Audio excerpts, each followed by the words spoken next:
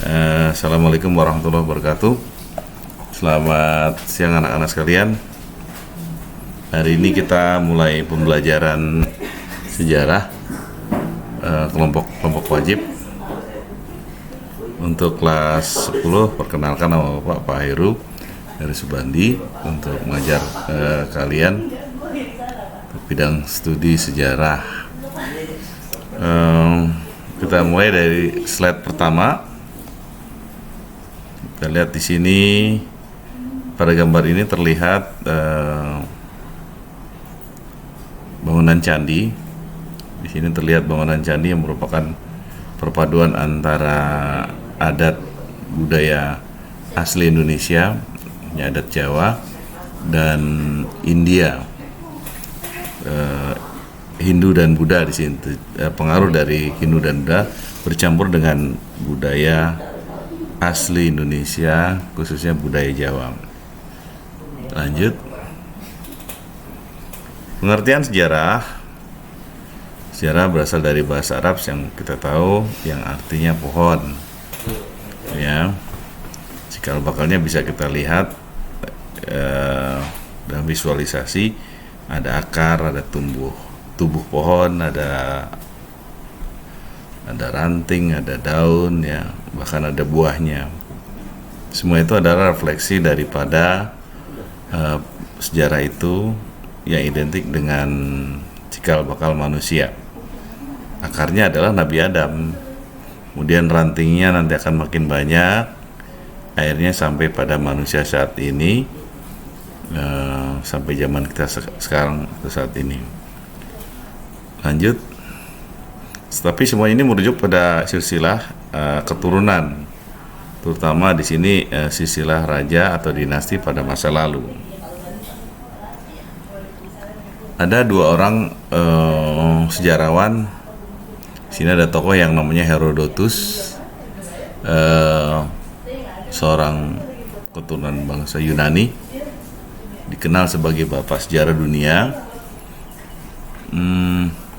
Menurutnya, sejarah bukan hanya berkembang dan bergerak lurus ke depan dengan tujuan pasti, melainkan melingkar yang tinggi rendahnya disebabkan oleh keadaan manusia. Jadi ini menurutnya tidak selalu bergerak lurus, kadang-kadang berbentuk lingkaran sebagai perumpamaan saja. Lalu tinggi rendahnya juga disebabkan oleh keadaan manusia. Jadi sejarah itu berbeda-beda, ya. Ini kaitannya dengan manusia itu sendiri. Selanjutnya ada tokoh yang namanya Ibnu Khaldun, ya, seorang keturunan Timur Tengah, berasal dari Timur Tengah. Menurutnya sejarah adalah catatan manusia dan peradaban dengan seluruh proses perubahan yang nyata dengan segala akibatnya. Maksudnya apa? Jadi kalau kita bicara manusia, tentu akan kita bicara tentang peradabannya. Peradabannya itu maksudnya ya kesehariannya dalam hidup manusia, hasil karya-karyanya, kebudayaannya, mungkin bidang ekonominya, hasil-hasil seninya, produk dari karya manusia itu sendiri, sistem ekonomi, sistem hukum, dan lain-lain itu ada dalam peradaban manusianya. Ya, ini dengan tentunya ada sebab dan akibatnya. Lanjut. Selanjutnya, menurut sejarawan Kartono Kartodirjo, sejarah itu dibatasi oleh dua hal. Sejarah dalam arti sempit, sejarah dalam arti objektif dan subjektif. Kalau objektif itu merujuk pada peristiwa atau kejadian itu sendiri, jadi apa adanya, tidak ditambah-tambah juga tidak dikurangi. Ini kalau yang objektif. Sebaliknya kalau yang subjektif, sejarah itu ditulis berdasarkan penulis daripada sejarah itu sendiri. Jadi unsur subjektivitas, unsur penulis itu sangat menentukan sejarah itu sendiri gitu.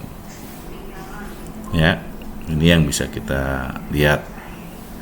Selanjutnya, menurut tokoh budayawan sekaligus negarawan Muhammad Yamin, bahwa sejarah adalah ilmu pengetahuan yang disusun atas hasil penyelidikan dari berbagai peristiwa yang dapat dibuktikan kebenarannya. Jadi dalam mempelajari sejarah itu tidak asal menulis sejarah, tapi ada pembuktiannya, ada hasil penyelidikan yang dilakukan, kemudian pembuktiannya bisa dibuktikan secara benar. Ini ke dalam ilmu pengetahuan. Ini yang di pendapat dari Muhammad Yamin. Ya. Slide berikutnya.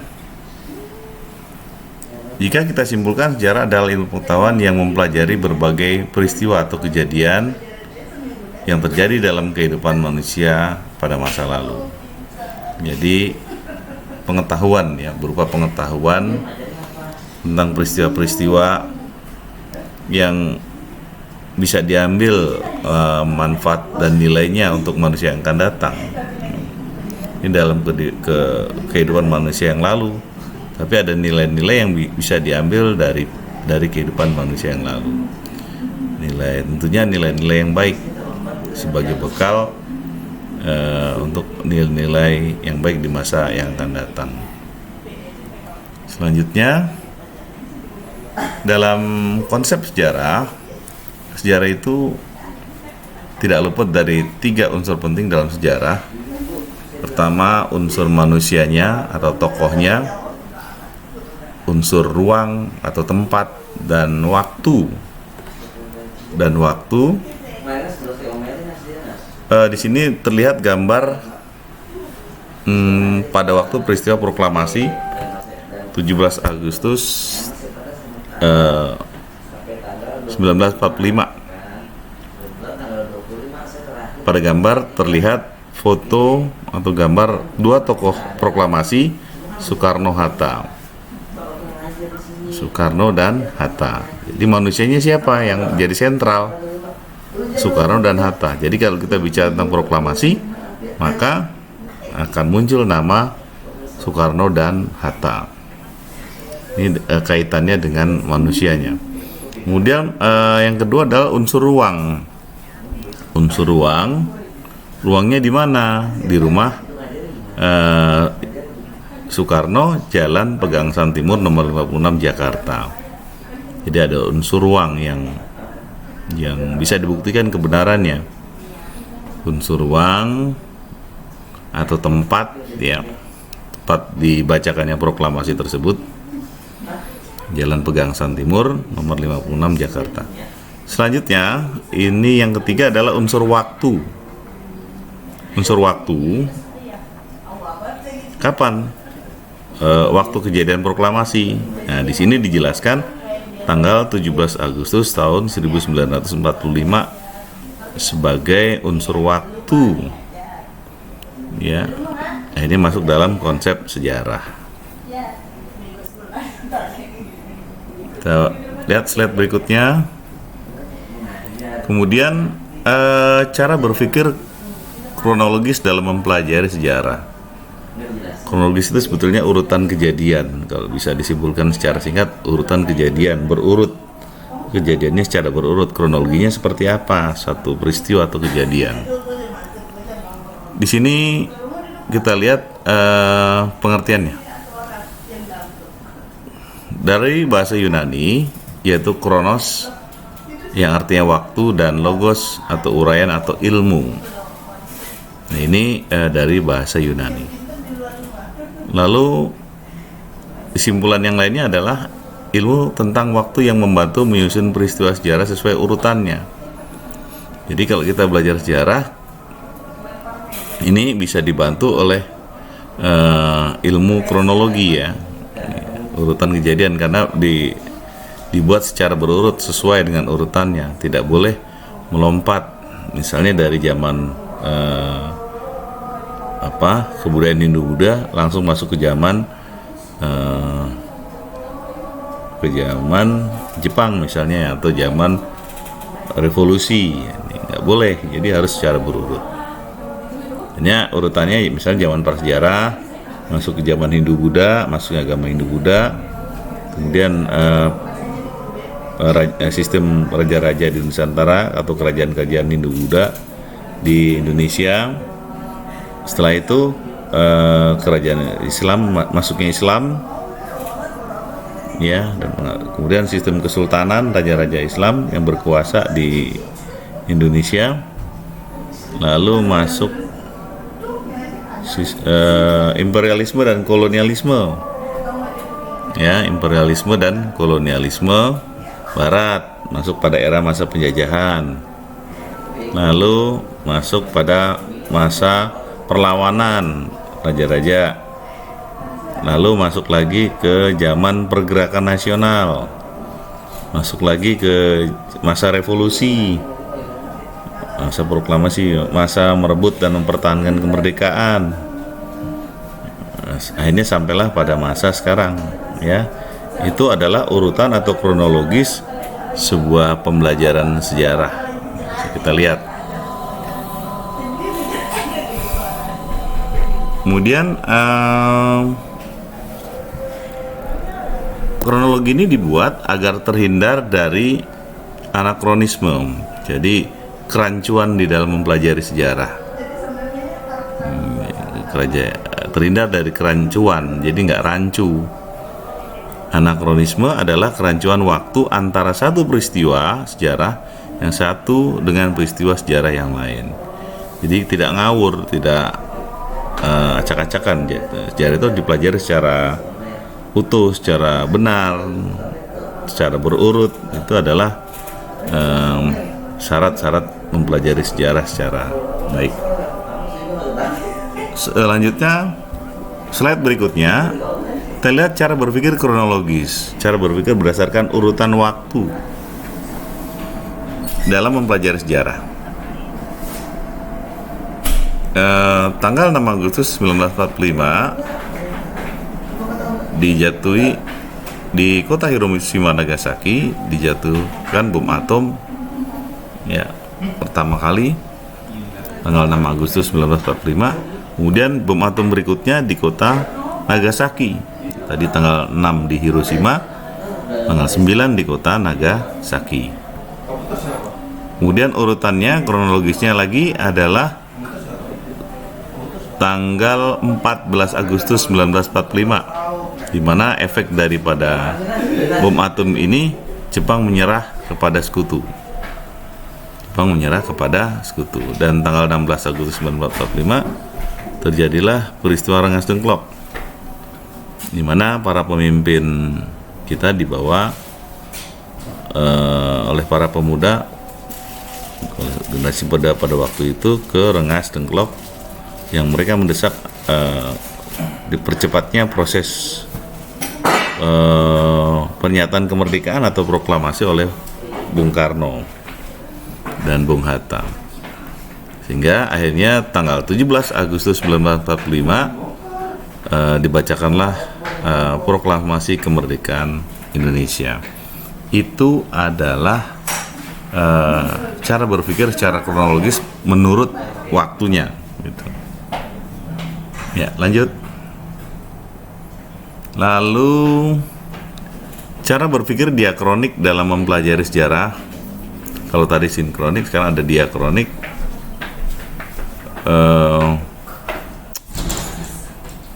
Berasal dari bahasa Yunani juga, yaitu dia atau melintas atau melampaui, dan kronos adalah waktu.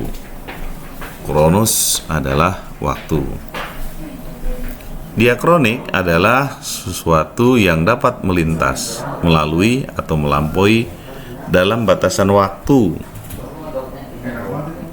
Sesuatu yang dapat melintas, melalui atau melampaui dalam batasan waktu. Jadi bisa dilewati waktunya. Kemudian diakronisnya ada mengajarkan kepada kita untuk lebih teliti dalam mengamati peristiwa sejarah. Di sini ada hal-hal penting yang harus teliti ketika kita mengamati peristiwa sejarah. apa yang terkandung dalam peristiwa tersebut, apa yang tersurat, apa yang tersirat dalam peristiwa sejarah. Kemudian dalam pembatasan waktu, dalam sejarah kita mengenal sistem periodisasi atau pengelompokan waktu. Ya, periodisasi itu pengelompokan waktu, yakni pengklasifikasian peristiwa-peristiwa, dikelompok-kelompokkan, diklasifikasi sejarah dalam tahap-tahap pembabakan waktu. Jadi ada hal penting di mana ada pembagian waktu, ada pengklasifikasi supaya juga tidak rancu, ya, berurut. Ya, lanjut. Kemudian cara berpikir diakronik dalam mempelajari sejarah, periodisasi sejarah Indonesia. Nah, kita bisa lihat di sini slide pertama ini ada secara berurut ya, secara masa prasejarah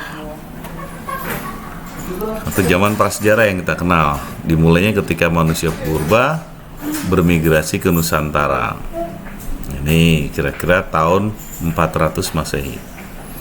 Lalu masa Hindu-Buddha. Ini berurut ya. Masa Hindu-Buddha kita bisa lihat di sini kira-kira 400 Masehi hingga runtuhnya kerajaan Majapahit pada abad ke-15. Ini. Kemudian berlanjut ke masa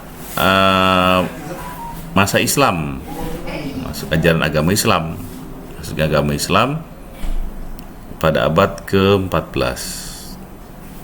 Lanjut ke masa kolonialisme Barat, lalu masa pendudukan Jepang, lalu masuk masa revolusi dimulai tanggal 17 Agustus 1945 hingga 27 Desember 1949 ketika adanya pengakuan kedaulatan Indonesia oleh Belanda. Ini masa revolusi, masa perubahan yang besar-besaran dari sebuah negara yang terjajah menjadi sebuah negara yang merdeka. Ini semuanya mengalami perubahan, ya, masyarakatnya berubah, pola pikirnya berubah, sistem hukumnya pun berubah, maka terjadilah yang disebut masa revolusi perubahan. Lanjut masa Orde Lama, masa di mana Presiden Soekarno memimpin. Di sini dijelaskan antara tahun 1950 sampai tahun 1967. Secara resmi Bung Karno memimpin. Jadi 5 tahun itu masih berpindah sana sini Bung Karno ya untuk menjadi presiden.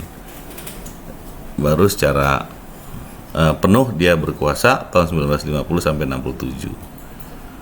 Di akhir pemerintahannya berakhir dengan dikeluarkannya TAP MPR nomor 38 /MPRS 1967. Selanjutnya setelah Presiden Soekarno turun dari masa jabatannya, masuklah era Orde Baru. Dimulai tahun 1966 di sini melalui Super Semar sampai 20 Mei 1998. Ini yang bisa kita lihat pada era masa Orde Baru. Lalu 98 sampai sekarang masuklah era atau masa reformasi. Semua itu kaitannya lewat kurun waktu diakronik dalam periodisasi sejarah Indonesia. Kemudian cara berpikir sinkronik dalam mempelajari sejarah, kita bisa lihat di sini sinkroniknya berasal dari bahasa Yunani, shin dengan artinya dengan dan kronos waktu. Dalam Kamus Besar Bahasa Indonesia, sinkronik diartikan sebagai segala sesuatu yang bersangkutan dengan peristiwa yang terjadi pada suatu masa. Sesuatu yang bersangkutan dengan atau peristiwa yang terjadi pada suatu masa. Sangkutannya apa? Kemudian mempelajari peristiwa sejarah dengan segala aspeknya pada masa atau waktu tertentu secara mendalam. Jadi mempelajari sebuah peristiwa apa saja yang ada di dalam ketika peristiwa tersebut yang bisa kita ambil dari kita mempelajari sejarah tadi. Aspeknya apa saja? Ya, misalnya kalau sejarah aspek penjajahan berarti ada yang ditindas, ada yang dirugikan, ya, ada yang dirampas hak-haknya, ada yang ditindas dan sebagainya. Itu adalah bagian daripada aspek-aspek yang terjadi dalam sejarah penjajahan. Lalu kajian yang lebih menitik beratkan pada penelitian atau gejala-gejala yang meluas dari satu peristiwa, dari sebuah peristiwa, tapi dengan waktu yang terbatas. Di sini ada kajiannya, ada yang bisa dikaji. Mana yang lebih dititik beratkan pada penelitian atau gejala yang meluas dari sebuah peristiwa. Ini gejalanya apa saja? Ya, apa yang dititik beratkan dengan waktu yang terbatas. Lanjut. Kita bisa lihat di sini perbedaan berpikir sinkronik dan diakronik. Sinkronik dan diakronik. Kita bisa lihat di sini terlihat di bagian cover depan buku seseorang yang berpakaian adat Jawa. Ini terjadinya di Jogja ya. Perubahan